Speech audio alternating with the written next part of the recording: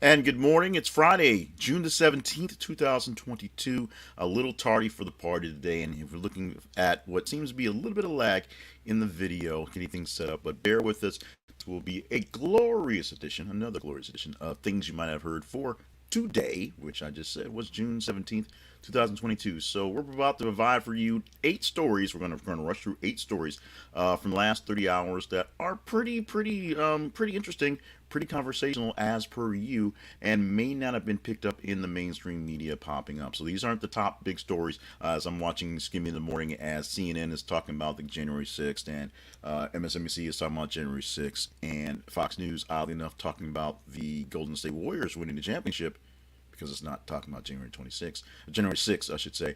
Going on forward on that one. So we're going to get to those stories very quickly in just a moment. Make sure you stop by our main website, theconversationproject.com, or I should say this is theconversationproject.com for details on the Conversation Project and how you can help keep things along by visiting more of our sponsors, by seeing more of our partnership opportunities, and more of the plans we have for the future going forward. So let's get into some stories that you might have missed in your news headlines going throughout the day.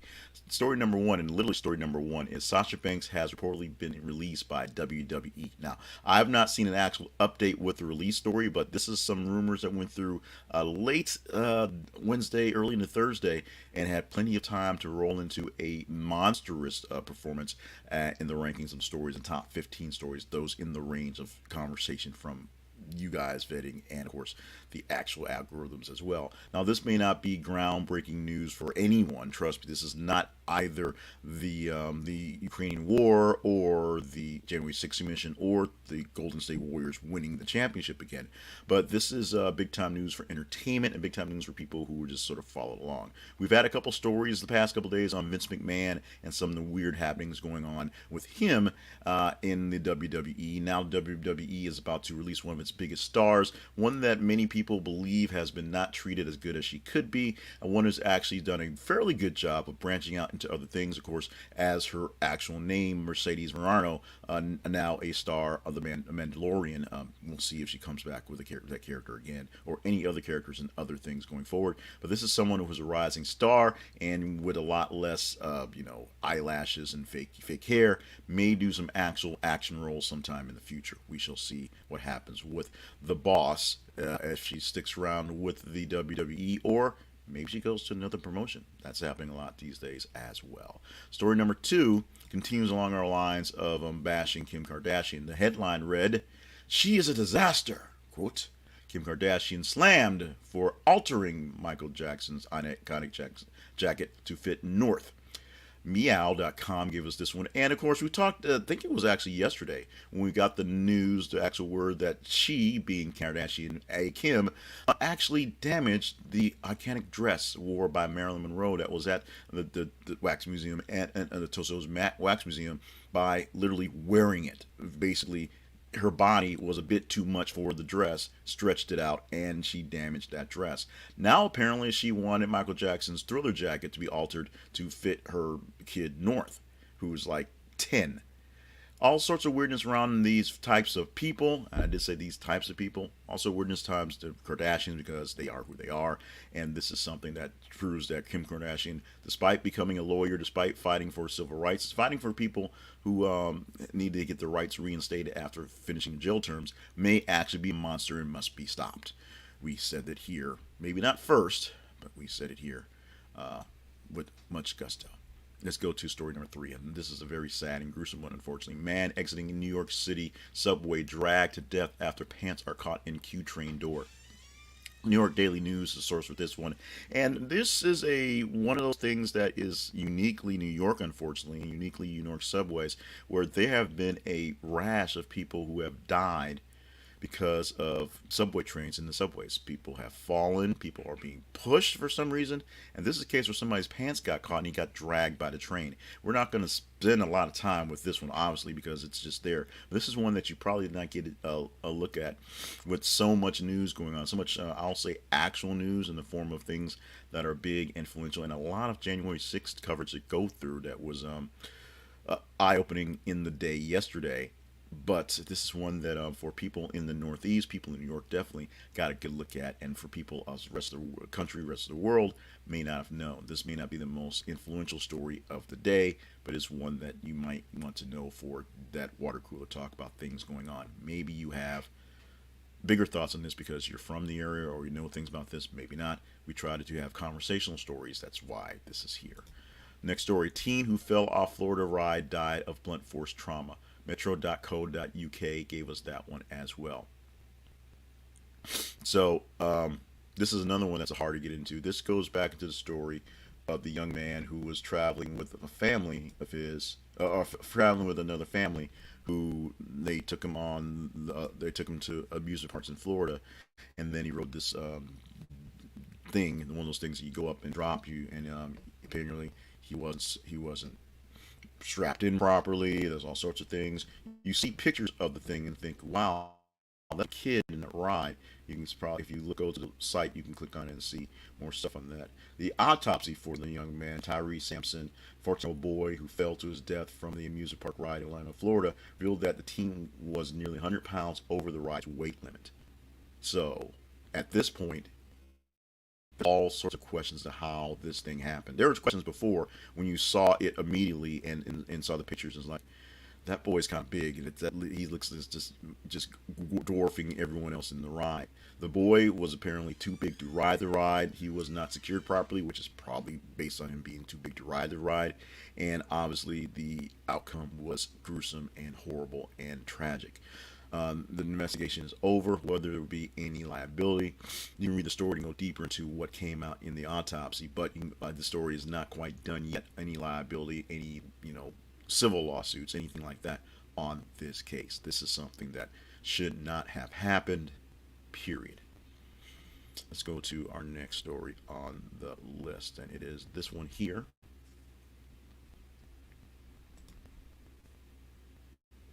Herschel Walker, critic of absentee dads, admits to yet another secret son. TheDailyBeast.com is our source for this one, but trust me, there's a whole lot of people piling on to Herschel Walker. There's a lot of reasons to pile on to Herschel Walker. Number one is the fact that he doesn't actually live in the state where he's running for office. Of course, that's the Dr. Oz thing too. Number two, he lied about a bunch of stuff. He didn't actually graduate from Georgia, although he said he was like second in his class. He didn't actually do a lot of things that he said he's done in business, although he said he's done it. He may not actually be as good at business or at life as he says he is, although he's saying he is. And apparently he's really good at having kids, but not acknowledging them. Herschel Walker has to acknowledge, and from this article here from Daily Beast, I'll put the headline up there. Critics Absentee has another secret son and a daughter, but apparently Herschel Walker may have 4 kids. As it turns out, it says in top line, he has 4 kids that he did not previously announce before. He had his one who was famous, then he had one that might have been there, then maybe one that he might have not acknowledged, and another one that he might not have acknowledged going forward. Now, this is not a big deal because we follow Donald Trump, and Donald Trump had 3 wives and that lies about everything. So why not Herschel Walker, a sports hero that people are basically voting for because he went to the University of Georgia and he played a lot of football and did a bunch of stuff there. Then he moved to Texas and did bad in business. Now Donald Trump wants him to run in Georgia, so he's back in Georgia, and people are just sort of nostalging it for the cause, I guess. So if you are down with people who are not very good at disclosing things like, I've got all these other kids and I talk about family values and people should not have kids out of wedlock, but I had 3, then Herschel Walker is all in your bag. If not, then life is life, I guess. The next story is this one. Mikhail Baryshnikov on criticizing Vladimir Putin. Quote, I will be 75 years old. What do I have to lose? Very bad accent on that one. CBSNews.com gives us this story, and this is a story of a man who may have been more relevant 20 years ago, but still in these times, in this age, has some things to say that are crucial to what's going on, relevant in the world. Excuse me, a little sinus thing going on. So, Mikhail Baryshnikov, the famous Russian dancer who defected to the United States many, many years ago, is shouting out to the rooftops on things, really bad things to say about Vladimir Putin, who's, of course, a very, very bad guy. Uh, he was asked about criticizing Putin, being a famous Russian-backed person and what that's going to mean for anything. And what did he say? I'm going to be 75 years old soon, and dude, I've had a pretty good run. What do I have to lose at this point in time? Which is a good thing to say for people who are stepping up to in this game right here. Brishnikov, of course, still a worshipped son in the world of dance, in the world of Broadway, in the world of theater and things like that. Although obviously not out there performing the Nutcracker anytime soon. Out there speaking his mind because he's a person of influence that people should, and do listen to.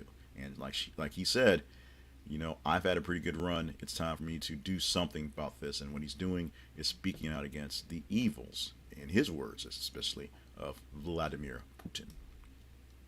Two stories. They're going to explain why we're not promoting Robinhood or Fund Riots today for our sponsors. Robinhood stock falls below $7 per share as former retail favorites are crushed, and real estate jobs cuts begin. It's a little small, tiny type. Sorry, that cuts begin as Redfin and Compass announced layoffs. One from finance.yahoo.com, one from CNN.com, and those stories are basically telling you about the tales of the other side of pandemic life and weird inflation money life, where now that the bloom is off the rose and the stonks, and things are kind of where they are, and the inflation's coming in, and recession's being threatened, and the market is losing money. And you can thank or blame Donald Trump for that if you want to, thank or blame Biden if you want to. These things happen when you overinflate something like Donald Trump did, and now the chickens are coming back to roost. Never really understood that phrase, but it's happening right now. Robinhood stock, the stock for the actual stock trading platform, which had its IPO about a year ago, which went up very well, is down, and of course the use on the app is down, which is one reason why the stock's not so great. Redfin and Compass have nothing to do with our other main real estate sponsor, which is Fund Riots itself. But real estate, because of so much is happening, the job market in real estate is pretty wonky. It's just a matter of there's not enough houses for people. The houses are overpriced. I say that as an investor in real estate. Houses are overpriced. I say that as a person looking for a house. The houses are overpriced. And just the way the market is working, it just doesn't work out right. And in most cases, based on technology and based on just the way things work, other than waiting for paperwork and doing the actual human stuff like inspections and things like that, it's an automated process. So a lot of the people who are working on these real estate sites and real estate brokerage sites, things helping you buy things, whether they're virtual or in real life, are not working well. It's a reality that most brokers, real estate agents and brokers, don't actually make a lot of money doing real estate. It's basically the agency who runs it gets a bit from every agent, so it's there. The agents themselves get some money, but they don't. Most of them aren't $1 million real estate type people you see doing reality TV shows. They have other things, or they have other side businesses, and they show houses about 20 to 30% of the time in their life. Sometimes a little more, and their side business a little less. But most of them have some other thing going on where they are taking care of stuff, or they're part of a dual income household, where one person can take the time and that be the extra money and windfall money, another person has the more steady thing going on. That's how real estate is sort of working, like it's always worked. But right now, with the way the market's going, and now that the Fed has raised the interest rate to try to cool the inflationary times, money's going to be a bit more hard to borrow, like as of 2 days ago. So we're going to see how all these things are going to roll going forward. I'm sure why I did that, but we're going to go ahead and skip down to our actual sponsor for the day, which is Grammarly. This is conversationproject.com/Grammarly will help you get the pretty words in all your projects back as quickly as soon as possible. It is an application. It is a website app. It is a godsend, if you will. I basically run everything I do through Grammarly. I run it through the regular spell check systems, then I run it through Grammarly again because it basically gives me a score, and I like scores. I'm pretty competitive, and so it gives you a score of how well you're doing, what's going on, and it allows you to not change some things. So if you have some writing styles, some sort of quirks in your writing style, it doesn't automatically get rid of it, but it shows you what you can do to improve, and it changes what you're looking for to the aspect that you're working on. If you're working on an actual paper and it has to be in APA format or things like that, your Grammarly app, your Grammarly subscription will look through and make sure it's checking for references, checking for spell check and plagiarism and all that stuff as well. Just writing a letter, it'll do a quick check for grammar and spelling and tell you great ways to rewrite things, because we speak not like we actually write, and sometimes we write not like we actually write, and so Grammarly will fix that. You may get a little sticker shock when you see the price for a Grammarly subscription, but guess what? I've been paying this one for as long as Grammarly's been around. A few years into its lifetime, I started paying for the subscription as a basic person, and this is a cost that I would gladly pay double for my writings. This is theconversationproject.com/Grammarly is your home for great stuff and great writing, great pretty words, as it says right there, great writing simplified. Check it out today. This is an affiliate link, so we get a little bit back for you using it, but check out Grammarly today and see how it can help improve your life in your writing and, oddly enough, other pieces. The main website for the Conversation Project lives at this is theconversationproject.com. That's where you can find the home of the Conversation Project and its various other iterations and names, but all the stuff we've been doing over the past decade or so. This thing is about a 10-year-old project in different ways and different forms, meant to be originally just a fun site for surveys, turning it into a aggregation site for news and for discussion here. And now we're doing the same thing here, changing the name slightly, but doing things in different ways now, doing the video as well. We'll try to bring back the newsletter in some semblance of life fairly soon, because it also helps produce things out there. We're going to do our best to do that. But what we have for you right here, right now, is this thing here. And you can get this thing here and help us make things work this thing here by going to facebook.com and twitter.com and following our feeds. That's how we pick what stories you have. Tuesday through Friday, we post a story we post a story every 50 minutes on these feeds anyway. Tuesday to Friday, we get about 30 to 33 stories within the range of 30 hours, because it's every 50 minutes, so it gets cut off that way.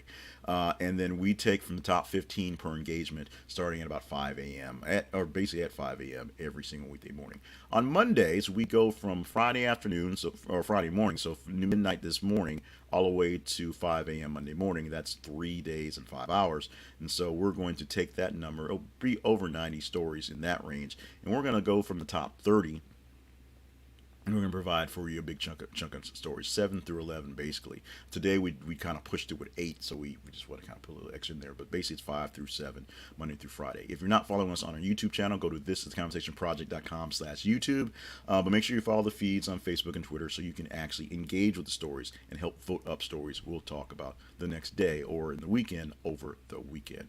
Another quick things we do for you is some today things, including birthdays. Barry Manilow turning 79 years old today. He's another person that may have been a bit more relevant 20 years ago, but he's still out there performing and doing stuff and telling life as it is, believe it or not. Venus Williams, 42 years old, one of the greatest tennis players ever, not just women, but all over, ever, at 42 years old today. And Jodie Whittaker, who stars as the current Doctor in Doctor Who. I haven't seen her in a full episode. I've not seen a full episode of Doctor Who in probably 25 years. So there you go. 40 years old today, a new Doctor to be regenerated soon as her contract is up, and people were all a tizzy bitching about her female Doctor. Well, you don't have this Doctor to kick around much longer, except for the specials. But you'll have one coming up. Yesterday was Fresh Fruit Day, and we forgot to mention that in the reading. I don't know what happened, but today, it was also another day, such as Eat Your Veggies Day. We didn't want to do that 2 days in a row, so today, have some pie, apple strudel day. Get yourself some strudel. Enjoy. One last thing going out the door. Among adults who have both parents living, 61% say they have the most contact with their mother, while only 18% say they have the most contact with their father. Why do we say that? Because in years past, Father's Day has been the #1 day of the year for collect phone calls. Everybody sends their moms flowers, but they call their dad collects on Father's Day. This Sunday, June the 19th, is Father's Day. Happy pre-Father's Day to all the folks out there, all the fathers out there, and hope you get to enjoy yourself on your Father's Day. Also, this 19th of June is Juneteenth, the actual date for Juneteenth. So some people are getting their federal holiday today. Some people are getting their federal holiday on Monday. That's the way we're rolling out with my job, because the teachers are on a 4-day work week anyway. And so congratulations on celebrating that. It's a national holiday. Non-Walmart ice cream withstanding, go out there and sort of visit some community event, talk to some people about Juneteenth, read up on the situation, and also a little bit of insight news on this end. I am going to do some traveling next week, again, in the early parts of the week. So if you are expecting this Monday, Tuesday, and Wednesday, we're going to see how the remote activity is going to work for that one. We're going to do this from a remote location where I don't have the multiple screens and the computer and analytics and the lights, all the lights, all that stuff here. So we're going to see what happens on Monday. And basically my travel companions, where they actually, get in the way of me getting this done. So hopefully you will enjoy this. Oh, I should have already clicked that one by now. Today, as I do this, is Friday, June 17th, 2022. Again, happy Father's Day for the fathers on Sunday. Happy Juneteenth. I'm not sure that's how we should be saying it, but it's Juneteenth. Celebrate Juneteenth, the celebration, and learn a little bit about the situation. Go online. There's plenty of places to understand how news travels slowly in the day, and how sometimes news traveling so fast these days is just as much as a problem as it taken 2 years after the Civil War to realize the slaves were actually freed, to the point where a lot of slave masters just said, okay, then get. That happened in a lot of cases.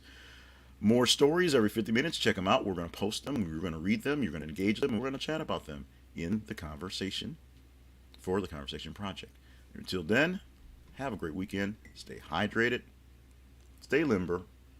Hello. Stay on task, because we need you for all the great things that you are needed to be here for. Let's do this again on Monday. Fingers crossed.